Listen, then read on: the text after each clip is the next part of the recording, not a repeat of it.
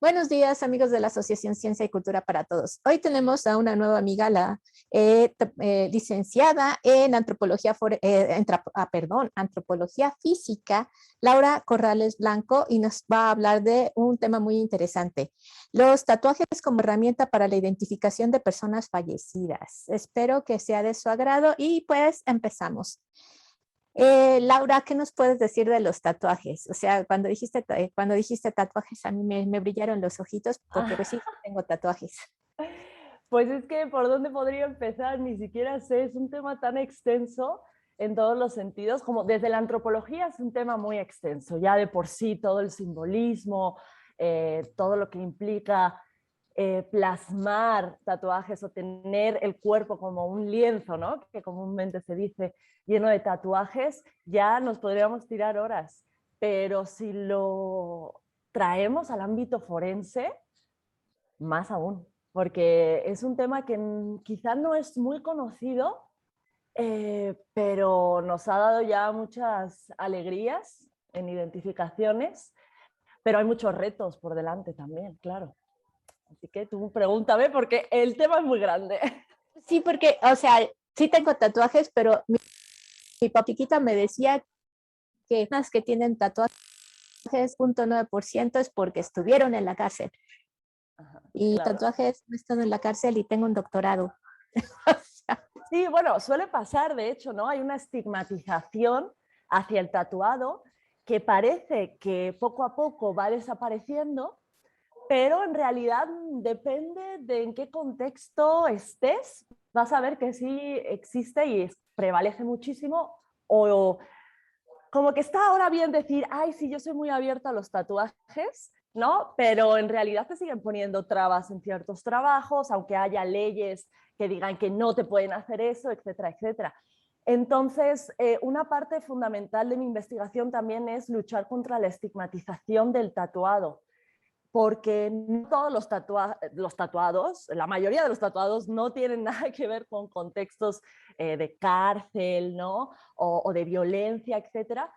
Y esto quizás sí se ha visto reflejado a un nivel estratosférico en el ámbito forense, ¿no? Esa idea de que el tatuado que termina en un SEMEFO, en un servicio médico forense, es alguien que a fuerza ha hecho cosas malas. Y no es cierto. No, no es cierto. No es cierto, no es cierto. Claro que no. Pues, por ejemplo, a mí, me decían, no, es que eres maestra, ¿cómo crees que puedes tener tatuajes visibles? Y pues tengo uno aquí. O sea, Sí, cierto es. y me gusta mucho, es un gatito, me gustan mucho los gatos y es una de las cosas que fue lo primero que me quise tatuar. Pero pues no, hasta la fecha no me han negado un trabajo por tener un tatuaje. Pero hay personas, yo sí conozco a personas que sí, si tienen tatuajes corporales, tienen que usar mangas o algún tipo no sé, ropa que oculte sus tatuajes. Ujú, Entonces, exacto. ¿cómo sería empezar a tratar de quitar ese estigma a las personas con tatuajes? Bueno, en primer lugar, entender de dónde viene el estigma, ¿no? Ujú. Una vez que nosotros entendemos que el estigma al final no deja de ser una corriente de pensamiento que impera en una época tan tardía como el siglo XIX incluso, ¿no? Y cómo hay que entender toda la historia. Porque es cierto que el tatuaje, bueno, lleva en los registros arqueológicos, históricos, fíjate, Otzi, ¿no? Fíjate las momias egipcias, Gebelín, etcétera, estamos hablando de 5.000 años. Y Muchas personas de la realeza en esa época tenían tatuajes, era parte del estatus, ¿no? era parte del estatus. Sí, yo diría que el tatuaje ha tenido una historia un poco ambivalente, ¿no?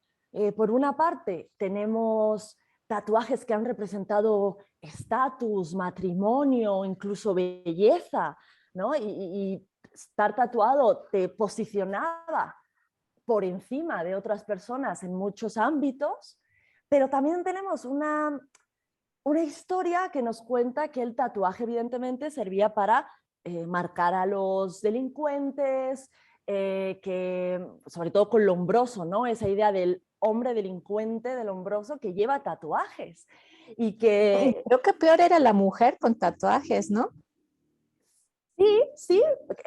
En general, todo lo que era un tatuaje se veía mal, ¿no? Entonces, ¿por qué? O sea, yo creo que para empezar a trabajar el cómo vamos a superar esto hay que entender por qué se empieza a ver el tatuaje como algo malo.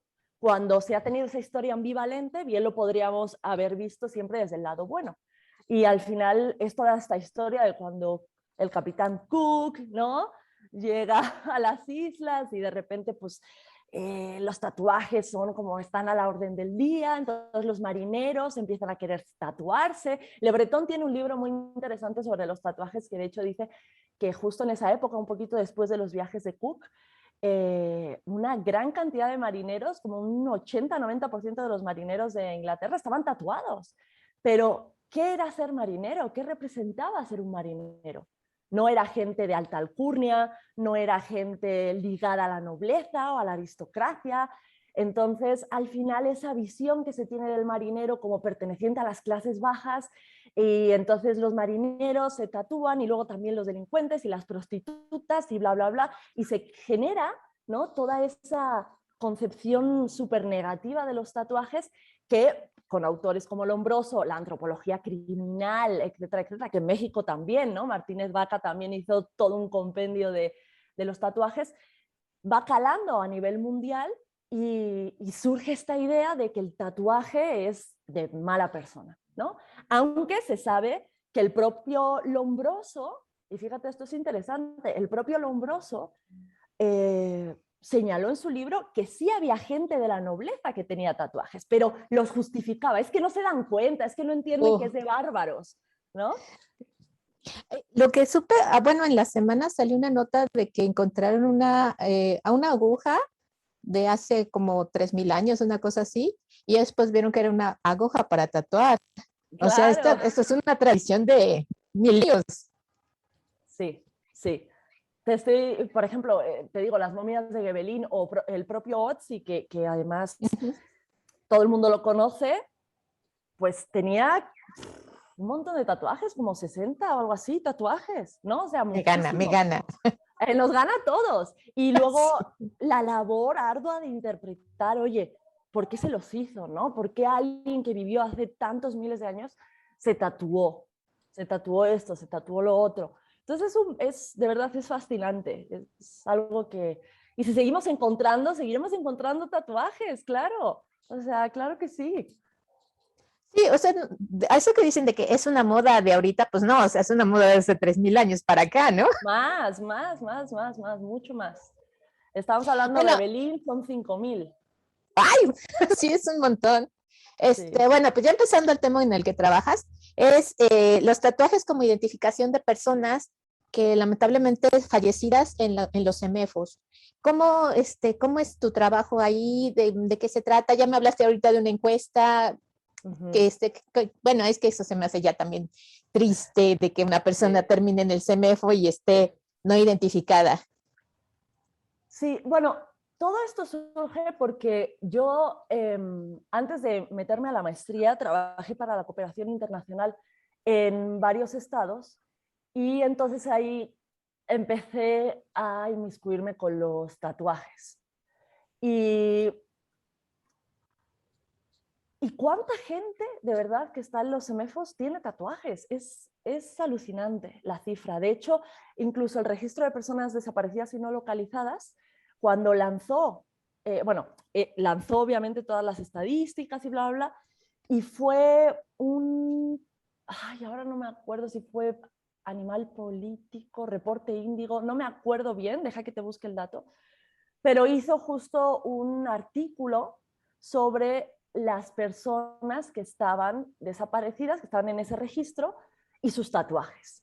Y entonces había un porcentaje muy decente de personas desaparecidas y no localizadas que presentaban tatuajes. Ahí empiezo yo a preguntarme, ok, a ver, ¿qué está pasando? ¿Se está identificando gente por tatuajes o qué pasa, no? Y hay muchas personas fallecidas no identificadas que siguen en los MFOs o incluso se han trasladado a fosa común con tatuajes, ¿no? Entonces, poco a poco te vas dando cuenta de que Pues no siempre son los mismos especialistas o peritos, ¿no?, los que toman datos de tatuajes, es decir, no hay ningún consenso, digamos, o una homologación a nivel de quién está tomando los datos, cómo se están tomando esos datos, como que cada uno hace lo que puede con lo que tiene, normal, están rebasadísimos, ¿no? Entonces yo dije, oye, ¿y si se puede hacer una codificación y si se puede intentar homologar toda esta información, pero aparte darle todo el cariz antropológico de saber qué significa estar tatuado para un mexicano, para luchar también contra ese estigma, de poder interpretar incluso patrones de tatuajes que se han ido ya trabajando en cuanto a temas como trata de personas, etcétera, etcétera, y, y cómo podríamos hacer que a nivel CEMEFO se facilitase ese trabajo de comparación entre los tatuajes que vemos que entran, desgraciadamente fallecidos, con toda la información que las familias y los seres queridos dan en las áreas de búsqueda o en las fiscalías y que obviamente nombran esos tatuajes en sus seres queridos. Yo empecé a ver que existe una problemática y es que muchas veces, y esto pruébalo con seres queridos, ¿no? Yo lo he probado con mi hermano. ¿En qué lado tienes el tatuaje me preguntaba, ¿en qué lado tengo el tatuaje de mi perra? A la derecha. Es a la izquierda. O sea, es tan fácil confundirnos. Y más en una situación en la que estás tan estresado porque tu familiar ha desaparecido, porque estás buscándolo en un CEMEFO. O sea, imagínate, ¿no?, que muchas veces no sabes, es como, sí, sé que tenía tatuajes, pero pues, hombro derecho, no sé. Pero a lo mejor esa información luego al compararla no hace match, ¿no? Porque uno dijo derecho y el médico forense, por ejemplo, puso izquierdo, entonces ya parece como que no se machean y es un poco intentar lidiar con eso, ¿no?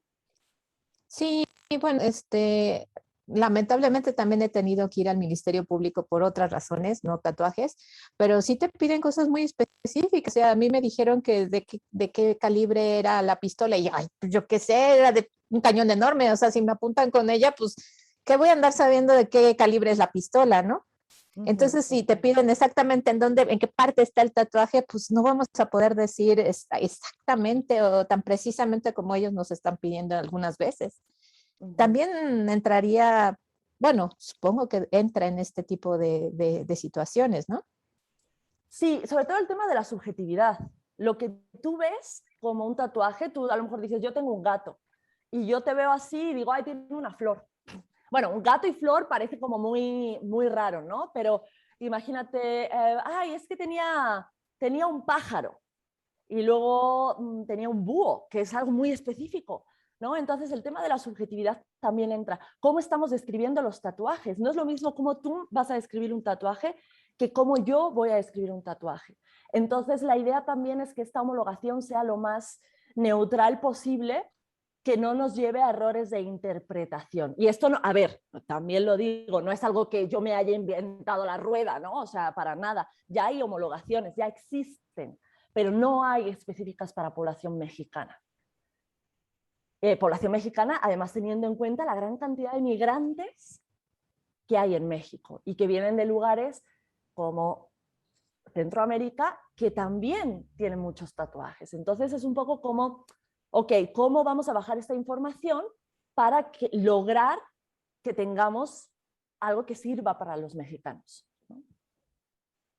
Entonces estás haciendo como una base de datos de la población mexicana y más o menos el tipo de tatuajes que se hacen normalmente la comunidad mexicana. En realidad no es tanto así. A los mexicanos, bueno, estoy haciendo primero unas entrevistas que se dividen entre unas encuestas que se comparten por Google Formularios, que te compartiré para que se expandan. Seguro que Y, sí. sí, y ahí he dividido varios grupos focales, ¿vale? Tatuadores, tatuados, no tatuados. Lo siguiente será personal de servicios médicos forenses para ver cómo cada uno trabaja con lo que tiene. Y posteriormente, en mi idea, por supuesto, está también las entrevistas a familiares de desaparecidos, concretamente que tuviesen tatuajes, ¿no? Porque yo, claro, yo me llevo años dedicando a esto y también me he encontrado con muchas con madres que me decían, es que si yo hubiese sabido que podía identificar a mi hijo por un tatuaje, le hubiese permitido hacérselo. Te parte el alma, ¿no? O sea, te parte el alma. O peor aún, que se lo hicieron, los hijos lo tienen, pero se lo ocultaron a los papás por el estigma que tenía, ¿no? Exacto, sí, y de hecho en los resultados preliminares de la encuesta, porque aún faltan muchos por hacer, pero en tatuados, y te estoy diciendo que actualmente llevo unos 2.800,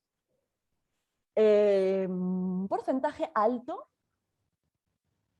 reconoce que sus familiares no saben que está tatuado, ¿no? Entonces, ¿cuánta información estamos perdiendo? Obviamente, no es que uno necesite pensar, ay, es que se lo tengo que decir porque voy a desaparecer, no, no. Pero al No, final, los tatuajes también sirven para la identificación de personas vivas, ¿no? sí, o sea, si estás, lamentablemente tuviste un accidente o te caíste en la calle y estás en el hospital, pues también por el tatuaje te pueden identificar tu familia, no necesariamente tienes que haber muerto. Exacto. Y siguiendo con tu pregunta, quise también comparar esta percepción que tienen los mexicanos con, por ejemplo, los españoles, ¿no? Hemos compartido 500 años De amor y desamor. de amor y odio, odio y amor, no sé a qué parte, a qué porcentaje, pero tenemos una historia en común y te sorprenderías mucho ver cómo los resultados de algo como un tatuaje cambian tanto, ¿no? La percepción. Sobre todo porque en España, una de las preguntas que hago en esa encuesta es, ¿sabes que hay? O sea, ¿cómo reaccionarías si yo te digo que hay personas en México que se tatúan para ser identificadas? Hay ciertos colectivos en Sonora, etcétera, que se tatúan para identificarse en caso de desaparecer. En México la respuesta es, pues me lo creo, ¿no? O sea, Sí. pues, sí. En Sí, porque es una España, no. realidad que vivimos desde hace muchos años. Claro. Y en España al revés, es como, ¿cómo? ¿Por qué alguien haría algo así? ¿Por qué alguien pensaría en...? Entonces ahí también quiero mostrar eh, cómo son las visiones tan completamente extremas de una cuestión como es la desaparición, como es la identificación de personas, etcétera, etcétera. Esas son las encuestas. Luego tengo entrevistas en profundidad también a 5 personas de cada grupo. También muy interesante porque me explican qué son sus tatuajes, ¿no? ¿Por qué se tatuaron? Entonces se abre, perdón. Y luego, evidentemente, sí, es crear una suerte de base de datos, evidentemente que solo se trata a nivel estadístico, pero en este caso es de personas fallecidas sin identificar, qué tatuajes podían tener y obviamente nunca se muestra ningún tipo de fotografía. Yo solo quiero ver en qué lugar estaba el tatuaje, si era un tatuaje profesional, si era un tatuaje amateur o cosmético. Hay muchos tipos de tatuajes, ¿no? Como hacer una suerte de... O sea, todos esos datos luego se van a homologar en ese código. Entonces quiero ver cuáles son los tatuajes que se ven más en estos desaparecidos, ¿no? Que normalmente suelen ser nombres de seres queridos, fechas importantes.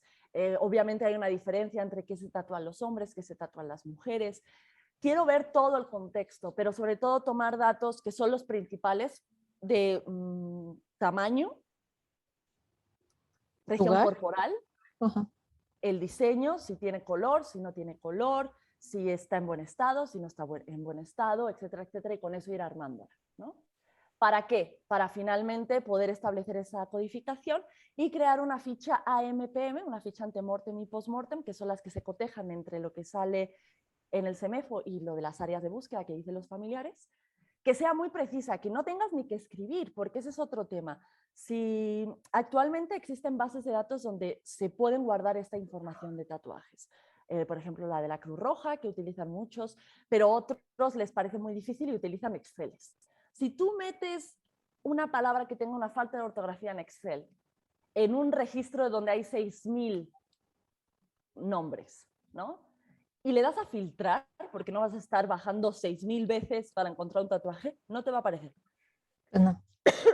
Entonces esa información ya es una información perdida. como no se puede confiar en errores de dedo o en faltas de ortografía, esa ficha MPM tiene que ser lo más claro posible. Tiene que ser una ficha que prácticamente sea sí, sí, sí, sí, esto, que no haga falta escribir. Y finalmente una guía de prácticas, digamos, de buenas prácticas sobre cómo tomar fotografías de tatuajes, cómo tomar datos sobre los tatuajes, cómo describirlos, etcétera, etcétera, para intentar homologar esto a un nivel, ojalá nacional, pero bueno, pues quien pueda y quiera que lo haga, ¿no? Bueno, ya estoy viendo más allá. Pues si se hace el mexicano, que sería excelentísimo, pues se podría exportar a Centroamérica y Sudamérica, ¿no? El Bueno, sería metodología. ideal, claro, sí, sí, claro. Entonces, esa es la idea, ¿no? Al final esto empezó como una tesis de maestría debido a las restricciones del COVID. Todo va súper lento, así que es posible que acabe siendo doctorado también.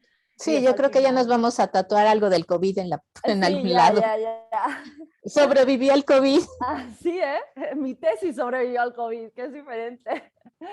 Pero sí, si esto se extendiese más, obviamente yo buscaría también obtener datos, si se pudiese, de Centroamérica, porque sería un tesoro, ¿no? Poder plasmarlo todo en una buena Bueno, hoja. ahora he visto, por ejemplo, muchos de los migrantes centroamericanos que pues, lamentablemente también pasan por aquí, por la Ciudad de México.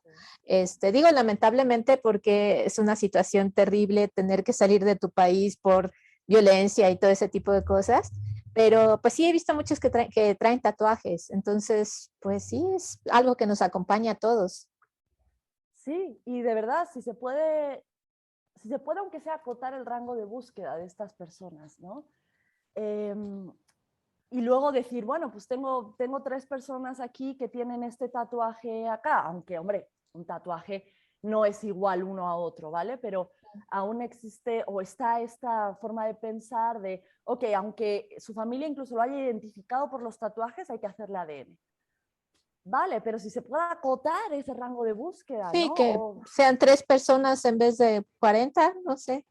O 100 Sí, millones. bueno, es que, híjole, uno ve aquí las fosas con desaparecidos que salen 70 cadáveres de un predio, bueno, creo que en ningún otro país pueden tener ese mismo sentimiento. Bueno, el problema de México yo creo que siempre es que el conflicto está abierto, ¿no? Sigue abierto. Entonces eso le suma mucha peligrosidad. Hay factores muy fuertes que están unidos a las desapariciones en México, que obviamente hace que todo esté a flor de piel todo el rato, Sí, ¿no? Por lo tanto, cualquier, y no solo con tatuajes, o sea, cualquier herramienta o metodología que se pueda utilizar para identificarlos, sobre todo pues ese rezado, ¿no? De cuerpos que es que no ha habido manera de identificar, hay que explotarlos porque pues esa gente merece volver con sus seres queridos y sus seres queridos merecen tener un lugar donde velar y honrar a esa persona, ¿no? exacto, sí. Sí, tener una clausura. Exacto, exacto. Tener un lugar donde ir cada 15 días a dejar una flor, ¿no? Sí, Eso marca la diferencia.